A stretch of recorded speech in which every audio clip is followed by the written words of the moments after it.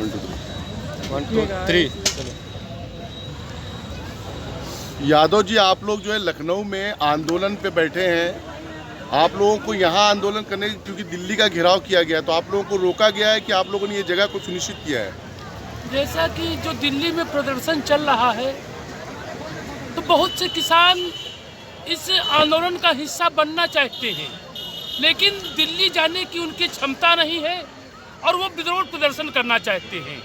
उन्हीं किसानों ने मन बना के कि उत्तर प्रदेश में भी जब भारतीय जनता पार्टी की सरकार है और योगी जी यहाँ मुख्यमंत्री हैं, तो योगी जी के सामने बैठ के किसानों की आवाज़ को उठाया जाए और तीनों काले कानूनों का विरोध किया जाए, जिससे योगी जी यहाँ से जाके और प्रधानमंत्री जी से बात करके उत्तर प्रदेश के किसानों की तरफ से अगुवाई करके प्रधानमंत्री को ये समझाने का, बताने का प्रयास करें कि अब उत्तर प्रदेश का किसान भी आंदोलन का हिस्सा पूरी तरह से बनने जा रहा है।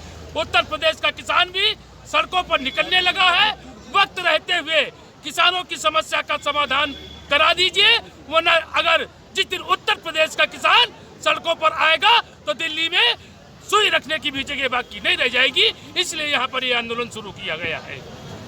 आज लखनऊ में भारतीय जनता पार्टी के राष्ट्रीय अध्यक्ष भी यहाँ पे आए हैं, क्या आपका शिष्टमंडल उनसे मिलने की प्रयास किया है? नहीं, हमारा शिष्टमंडल मिलने तो तब जाए, जेपी नड्डा जी आए हैं, उनके कार्यक्रम में पूरे उत्तर प्रदेश से सरकारी खजाने का पैसा खर्च करके हजारों की संख्या में उनको भीड़ बुला के उनकी पंचायत कराने का, बैठक कराने का प्रयास सरकार के द्वारा किया जा रहा।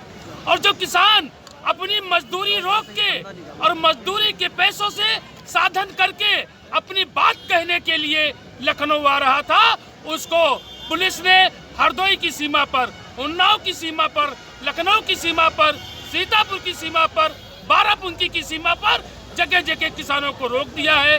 उनको पंचायत में आने से रोका जा रहा। ये कौन सा लोकतंत्र है? क्या जेपी नड्डा जी के बाप का लखनऊ है?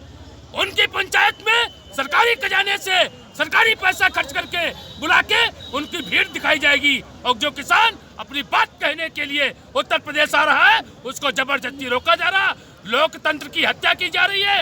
ये लोकतंत्र है कि राजशाही है, या हम भारतीय जनता पार्टी को वोट देके पुनः अंग्रेजों की हुकूमत को फिर से वापस ले आए हैं? ये समझ में नहीं आ रहा है किसानों की। जनाब, पूरे भारत में आंदोलन हो रहा है और सरकार जो है एक भी कदम पीछे हटने को राजी नहीं है। ऐसे में आपके मुताबिक सरकार की क्या मंशा है? सरकार की मंशा केवल है कि किसानों को, गरीबों को, मजदूरों को बेवकूफ बनाओ, बेवकूफ बना के हिंदू मुस्लिम धर्म जात बिरादरी मंदिर मस्जिद गीता के नाम पर लड़ा के वोट ले लो, और केवल उद्योगपतियों का फायदा पहुंचाने की नीति, जो कि उद्योगपतियों ने अरबों करोड़ रुपया सरकार बनाने में खर्च किया है, तो ये एहसान मोदी जी उतारना चाहते हैं। उद्योगपतियों को फायदा पहुंचा के देश के किसानों का गला घोटना चाहते हैं, जो किसान किसी भी कीमत पर बर्दाश्त नहीं करेगा। ये तीनों किसान विरोधी बिल तो अंततोगत्ता वापस करने ही पड़ेंगे। ये बन गई है सरकार के गले की फांस।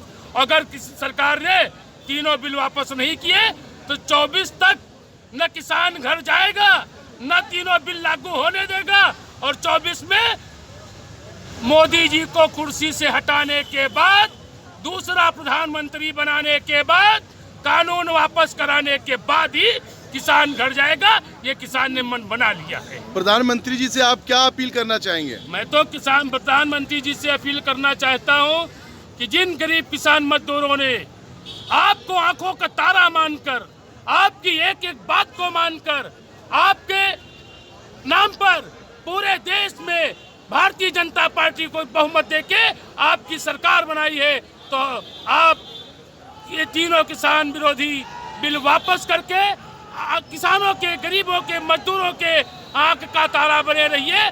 ऐसा न हो ये 3 बिल वापस न करके आप किसानों की आंख की किरकिरी बन जाए, और जब आंख की किरकिरी कोई बन जाता है तो किसान उसको मसलने में देर नहीं लगाता। इस आंदोलन को आप किस रूप तक ले जाएंगे?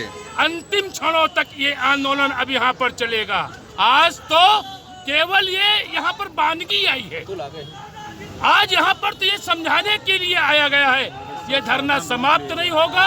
ये धरना अनवरत चलता रहेगा, क्योंकि इस धरने में पश्चिमी उत्तर प्रदेश से भारतीय किसान संगठन के राष्ट्रीय अध्यक्ष ठाकुर पूरन सिंह जी पूरे समर्थन के साथ खड़े हुए हैं और संदीप पांडे जी खड़े हुए हैं। अन्नदाता किसान यूनियन के राष्ट्रीय अध्यक्ष सरदार गुरुमुख सिंह जी इस धरने को समर्थन दे रहे हैं। पूरे उत्तर प्रदेश का किसान दिल्ली में भी जाएगा और लखनऊ में इस धरने को समर्थन देने के लिए समस्त किसान संगठन, समस्त सामाजिक संगठन एक मत होकर सहयोग कर रहे हैं। अब यह धरना अनवरत चलेगा और जब तक सरकार किसानों की मांग को पूरी नहीं कर देती है तब तक ये धरना समाप्त नहीं किया जाएगा। धन्यवाद।